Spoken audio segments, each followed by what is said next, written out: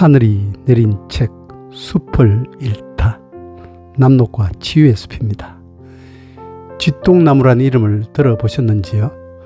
가을이면 잎진 가지에 흑자색으로 익어가는 열매가 한겨울 내내 달려있기도 하는데 그 모양이나 색깔이 마치 쥐똥과도 비슷하게 보여서 붙여진 이름이라고 말합니다. 19세기 조선 때의 학자 이규경이 쓴 책에서도 쥐똥나무의 열매는 쥐의 똥과 같다는 기록이 나올 만큼 이 땅에서 오래전부터 살아오면서 열매의 생김 때문에 듣기에 좀 거북한 이름까지도 얻게 된 나무입니다. 우리나라 이곳저곳의 낮은 산지에서 쉽게 눈에 띄는 나무이며 일본이나 중국 동북 지역에서도 자생합니다. 너비가 1 내지 2cm에 불과한 여러 개의 회백색 줄기가 한데 모여 뻗어오르고 그 줄기에서 잔틀이 많은 새 가지가 나와 사방으로 펼쳐집니다. 겨울이 되면 줄기 끝에 마른 가지가 마치 가시처럼 남기도 하고 그 가지 옆으로 겨울 눈이 달려 있음도 관찰되며 키가 3 내지 4m를 크게 넘지 못하는 주황색의 낙엽이 지는 작은 키 나무입니다. 씨앗이나 삽목으로도 잘 번식하며 기본이 튼튼하고 환경 적응력이 높아 추위나 메마른 땅, 음지, 콩해가 많은 도심 등지에서도 잘 자랄 뿐 아니라 병충해나 바닷바람에서도 곧잘 견뎌낸다지요. 잔가지가 많고 짧은 가지도 발달하며 맹아지 생산이 좋은 데다 가지치기에도 잘 적응하여 모양을 다듬기에 편리하므로 특히 울타리나 경계면의 조경용으로 많이 심어집니다. 5, 6월이면 새 가지 끝에 십자 모양으로 네갈래진 초롱처럼 예쁘고 하얀색의 꽃이 모여 달리며 멀리까지 그 은은하고 매혹적인 향을 전합니다.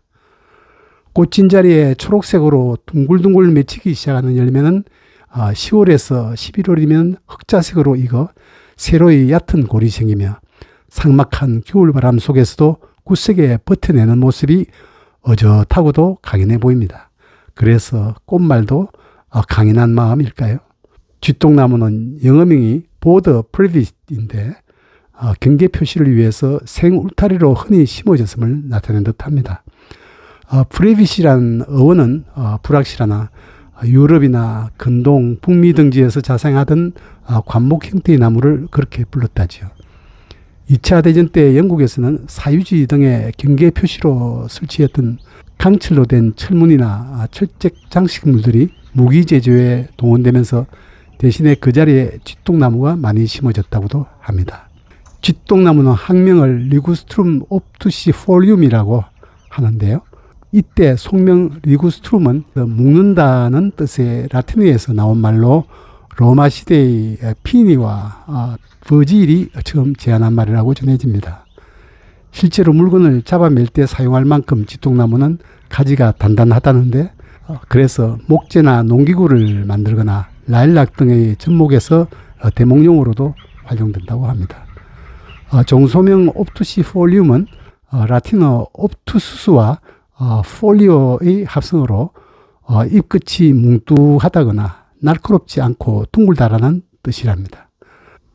쥐똥나무의 잎을 보면 마주나는 잎의 가장자리는 밋밋하며 뒷면맥에 잔틀이 있고 밑부분은 쐐기 모양이지만은 끝이 대체로 둥근 편이므로 아마 그런 이름이 붙은 듯합니다. 쥐똥나무의 속에는 상록성을 포함해서 전 세계에 50여 종이 분포한다고 하며 우리나라에는 자생식물이 11종, 재배식물은 8종이 등재되어 있습니다. 일본에서는 이보타로무시라는 폐각충이 이 나무 껍질에 기생해서 분비하는 하얀 납상 물질 때문에 이보다노키라는 이름이 붙여졌다고 하며 중국에서도 물풀의 나무 종류를 닮은 납수라는 뜻에서 수랍, 수이라라고 부른다고 합니다. 쥐똥나무 열매를 생약으로 쓸 때는 수랍과라고 하며 열매를 말려서 물에 넣어 달여 먹으면 강장, 지혈, 지한, 당뇨, 혈압 등에도 효능이 있다죠. 꽃에 설탕을 넣어서 술을 담아 마셔도 역시 강장, 강정과 피로 회복에 효과가 있다고 합니다.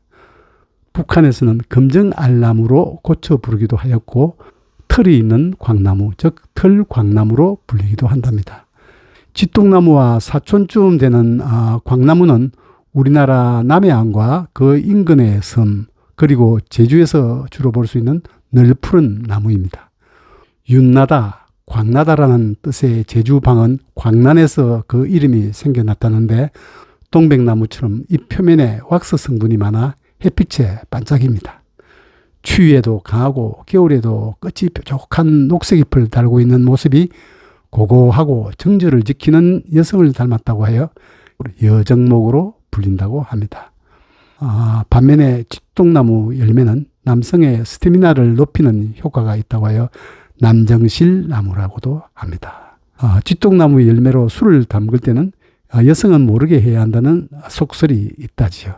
왕쥐똥나무는 주로 전라남도 이남의 섬에서 자라고 광나무와 비슷하게 생긴 잎이 겨울에도 일부 달려 있으며 꽃의 모양도 대체로 쥐똥나무와 광나무의 중간쯤 됩니다. 우리는 흔히 겉으로 드러난 모습으로 사람을 판단하여 하찮게 생각하거나 업신여기기도 하고 풍문이나 이름만으로 선입견이나 고착된 편견을 가지게도 됩니다. 그리하여 내면에 있는 장점과 값진 보물을 볼 수 없거나 놓치게도 되며 발견하려는 노력조차 하려 들지 않습니다. 쥐똥나무도 길가나 집 주변 혹은 상기슭에 작은 키로 자라므로 무시되거나 눈에 띄지 않은 채로 지나칠 수도 있고 그 이름으로 인해 지저분하고 퀴퀴한 냄새라도 날 것만 같아 보기도 전에 피해야 할 나무로 생각될 수 있겠습니다. 그러나 자세히 볼수록 얼핏 보이는 생김새나 이름과는 다름을 깨닫게 됩니다. 졸망졸망 달린 귀엽고 순결한 흰색의 꽃이 아름다우며 벌레를 모아들이고 코끝을 간지리는 은은한 향기도 달콤하게 느껴집니다. 감추어진 보물을 발견했을 때처럼 우리를 놀라게 하는 아름다움과 매력을 가진 나무이지요. 겉모습에 취한 세상, 향기는 보지 않고 쥐똥만 보는 시대. 쥐똥나무야 미안하다. 어느 시인의 시구를 떠올리며 다시금 우리 자신을 성찰해보는 시간을 가져보니 어떨까 합니다.